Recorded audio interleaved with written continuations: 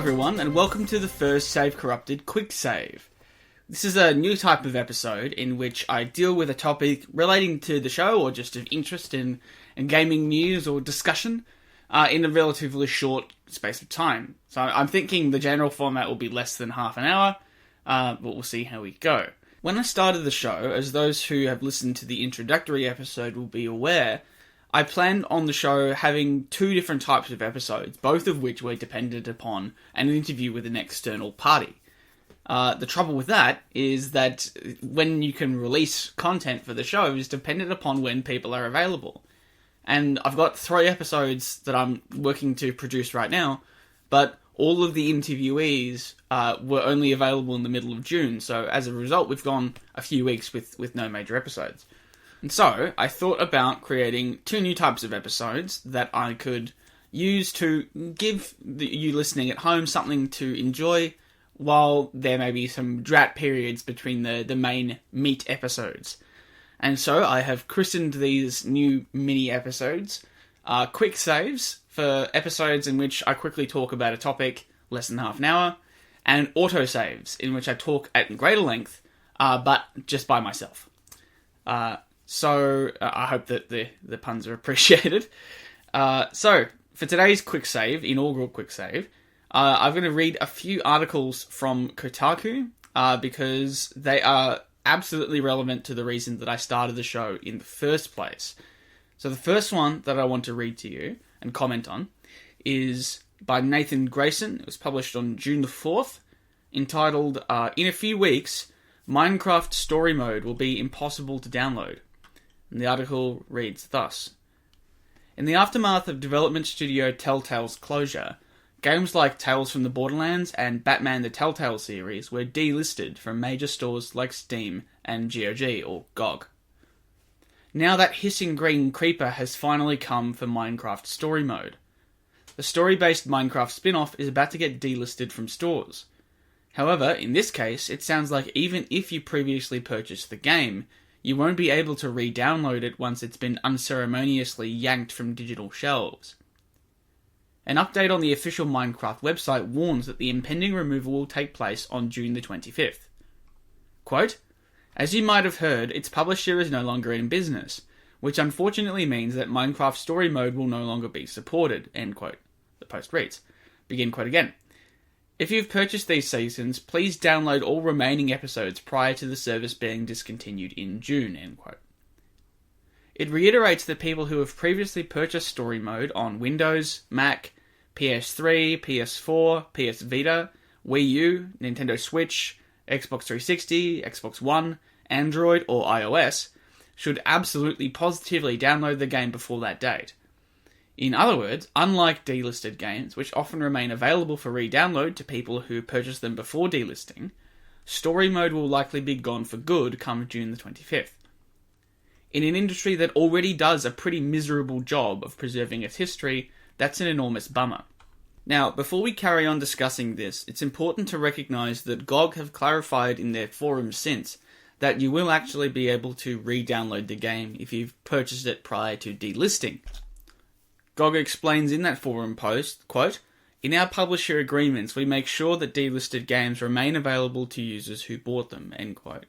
So there's some good news at least. GOG rides to the rescue again. But it's important to stress that although GOG may have defanged this particular threat with regard to Minecraft Story Mode or other games available on its service, the threat is still more general, and many of the areas in which it will be most acute are areas in which GOG has no say and cannot ride to our rescue. For instance, digital download console exclusives are the primary thing. There is no analog for a GOG, there is no space for them to come and host it indefinitely on the internet. For example, take a game like Tokyo Jungle. It was a small scale, I'm not quite sure if it counts as independent, but a small scale game available exclusively on the PS3 digital store. So the basic premise of it is that you play as various animal species in what's essentially a post-apocalyptic Tokyo, or at least a Tokyo from which all human life has vanished. And so nature has begun to reclaim the city. The buildings are suffused with vegetation of all kinds, and the animals roaming free in the streets. And so you have to play it's kind of like a cross between like an action RPG and an evolution simulator. Very interesting thing from what I've seen. As I said, I've not played it yet, but I do hope to soon. But a story that I'm going to be reading in a moment puts into doubt the question as to exactly how long this game will remain available. And given that it is locked to the PS3 platform, there appears to be no efforts to rescue it as of yet and make it distribute it on broader hardware apart from PS3 emulation. As I've mentioned in the introductory episode, we also have the loss of the Wii Shop Channel and the games associated with it. It's particularly difficult to emulate on PC because of the unique hardware that the Wii designed itself around and the games were made for. So without some form of digital archival, which is in some sense platform agnostic, in that it's not bound to a specific hardware configuration because these things are all finite, all prior consoles are going to collapse eventually or fall apart.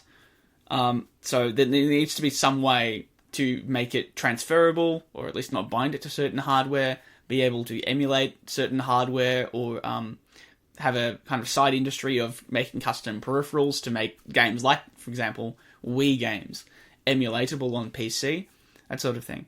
Without these sorts of efforts, these games will be lost for good. And I think it's completely intolerable. Because even though not every game on the Wii Shop Channel may have been a gem, every game that was released for the Wii Shop Channel says something about the moment in which it was released, and characterizes the impact of the Wii, for example, on the development of the medium as a whole. The Wii was characterized, for instance, by a superabundance of shovelware. And although these shovelware games are mostly shit and not worth playing, or at least not worth playing aside from it as a historical curio, it's exactly the sort of thing which might compel a future student of history to ask of the Wii, exactly why was it that this particular system was so flooded with shovelware, both physically and digitally? And then that question might pose them to delve further and to learn more about the dynamics of the console war in, for example, the 7th generation. And that gives you a kind of unique historical perspective from which to properly evaluate not only the shovelware that characterized the Wii, for example, in the 7th gen, but also the games that bucked those trends and the games that actually stood out for various reasons. The dynamics of commercial production, the context of a market and of a society in which we live, in which a game comes out, does tell you a lot about it. It doesn't exclusively determine its meaning, but it's a very interesting thing to take into account when you are analysing and interpreting a work. So yeah, I think this it's invaluable. Every piece of trash on the Wii Shop Channel should be preserved, I think.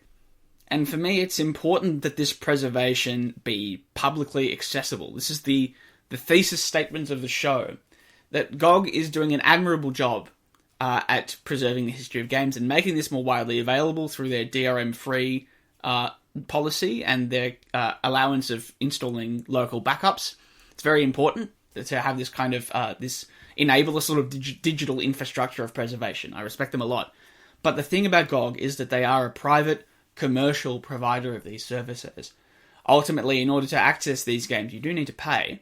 And, it's fair enough, keep the lights on, etc. But also, what this means is that in much the same way that voting with your dollar is fundamentally anti-democratic because some people have more dollars than the other, and that violates the principle of one man, one vote, having it be the case that one's capacity to access the history of an artistic medium is determined by how many dollars one has, entails that those who have more dollars are able to expand the depth and the breadth of their historical appreciation to a greater extent than those who don't. And in the absence of a public option, this is a critical consideration because we don't want, or at least I don't want, historical understanding of the history of video games to be monopolized by the relatively wealthy. And so I think that the preservationist ethos is inherently an ethos which is public-facing and which is oriented towards making the fruits of their efforts publicly accessible and free to all in the manner of a public library. So that's the goal. The goal is to create a public option to something like GOG, to facilitate some form of access, even if it be for example, local, inside a particular building, whatever, like a library. You have to go into a library and maybe use the PCs there in order to access these historical titles. But even something minimal like that will go some way towards remedying the problem, which already exists to a certain degree, and which is going to become more acute as the years go on. Now, another story on Kotaku which makes this point a little more relevant is one that was published today, which is the 6th of June, 2019, by Joshua Rivera, entitled, "Naughty Dog is taking Uncharted and The Last of Us PS3 multiplayer servers offline." And I'll read this to you. Quote, "On Wednesday, Naughty Dog announced on its developer blog that the company will be shutting down multiplayer servers for their PlayStation 3 games Uncharted, Uncharted 2 Among Thieves, Uncharted 3 Drake's Deception, The Last of Us, and The Last of Us Left Behind. The shutdown isn't going to be immediate though. Servers won't go offline until September the 3rd, 2019. So you have until Labor Day weekend to plug in your PS3 and say goodbye if you wish. From now until the shutdown, all multiplayer DLC for these games will also be free. The Uncharted and Last of Us multiplayer modes were surprisingly fleshed out, despite not being the primary reason people come to Naughty Dog games. Compelling, story-driven single-player action. Playing them always felt dissonant and strange, fun as they were. All these Nathan Drakes and Sullys running around blowing each other up, divorced from the fully realised characters we knew from the story. Naughty Dog remained committed to multiplayer as it transitioned to the PS4, offering modes in Uncharted 4, A Thief's End, and The Last of Us Remastered. Those servers, however, aren't going anywhere for the time being, unlike their PS3 counterparts. Maybe the outgoing games will see a little more action this summer. There's no better reason to revisit a game than to say goodbye." End quote.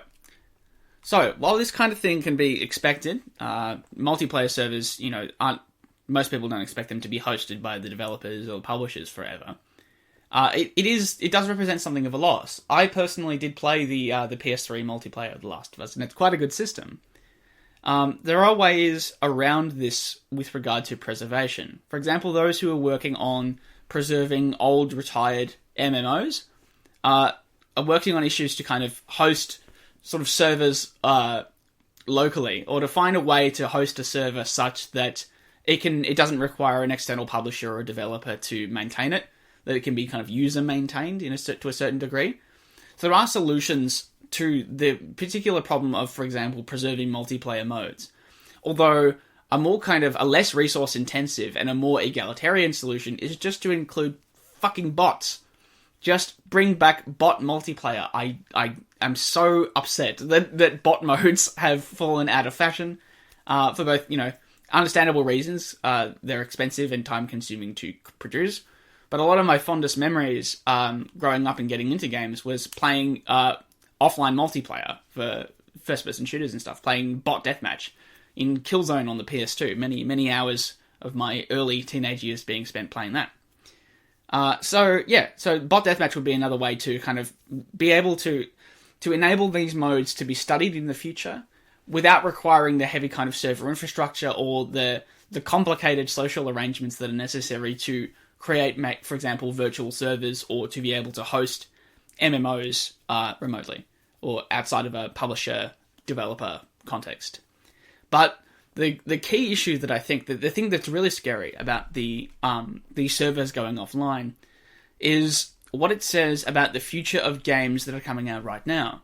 About the portent, or the ill omen that this represents for the future and the history of live service games. This particular distribution exhibition model, which is a curse upon the industry, quite frankly.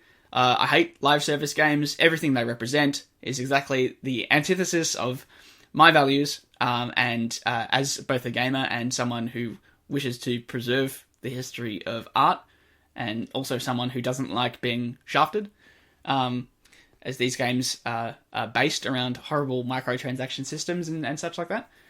So, personally, I would be quite happy if live service games were to just go away. And the recent failures of Fallout 76 and Anthem are encouraging in this regard. One would hope that developers would stop looking at things like The Division 2 and look at these massive, high-profile failures and say, maybe these live service games aren't worth the time that we spend and money that we spend making them. and they go back to making discrete, not necessarily single-player only experiences, although that will be the dream, but making discrete games that are complete at the point of delivery, not following this kind of early access live service model, games as a service. Games are goods. Games are texts, and I would prefer them to be complete at the point of delivery. Thank you. But this is just my preference, after all, and, the market will determine exactly what is produced and all that, so live service games for now are here, and they're here to stay.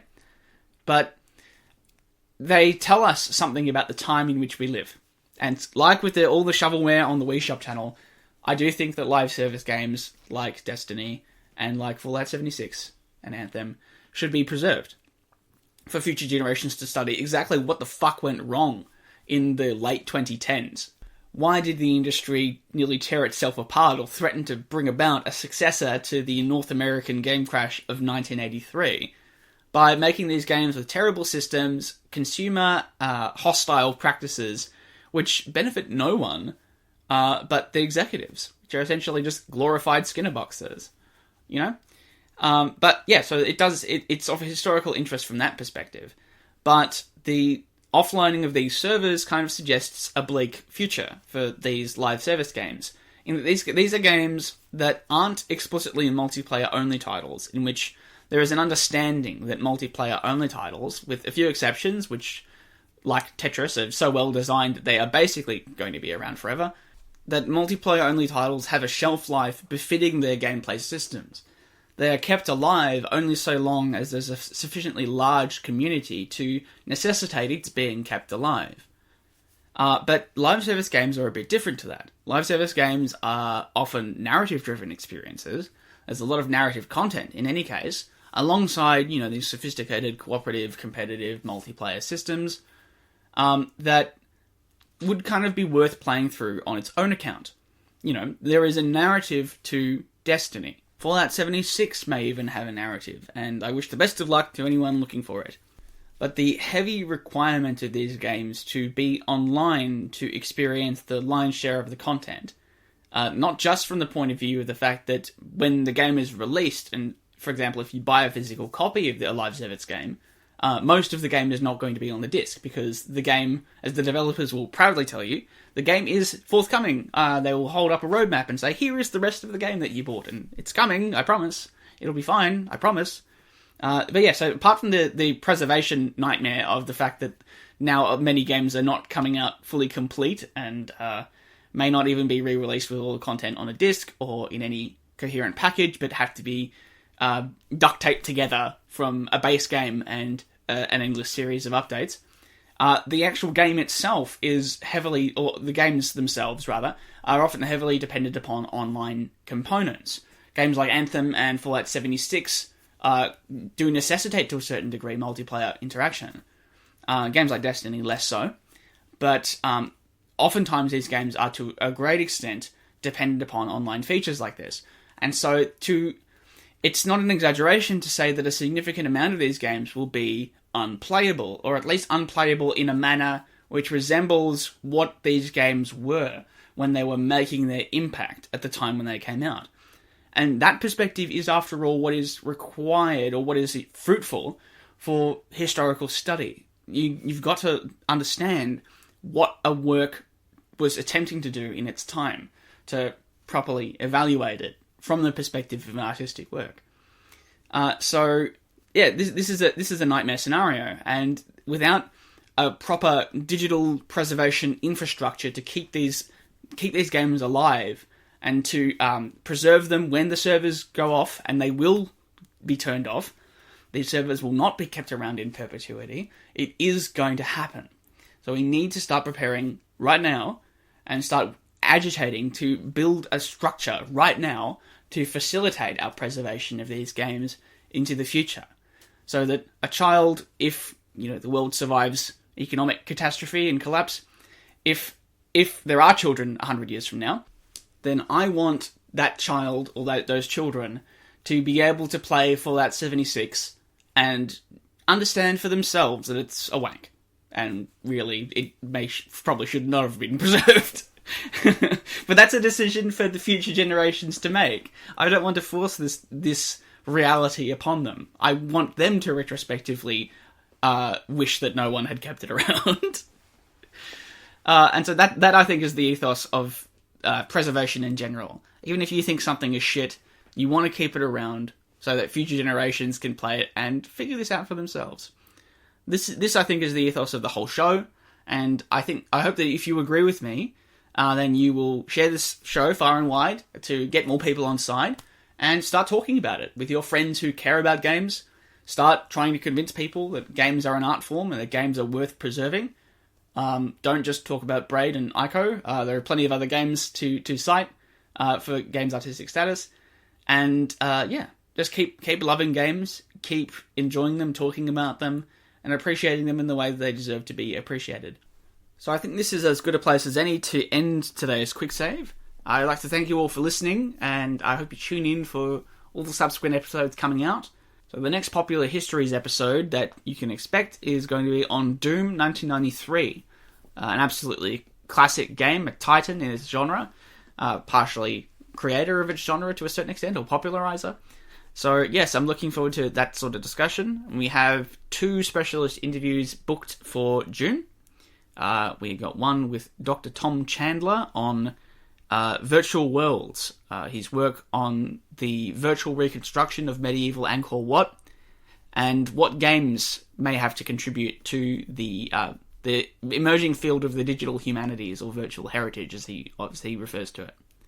And later in the month, I have an interview with philosopher Patrick Stokes on That Dragon Cancer, and his work on the philosophy of death, how the internet is changing our relationship to the dead, and how games like That Dragon Cancer suggest that interactive experiences might be able to further develop this change, or take it in an interesting direction towards something like an interactive memoir, or a realization of many kind of funeral rituals, dreams to celebrate a life. Thank you again for listening, and I hope you have a wonderful day wherever you are.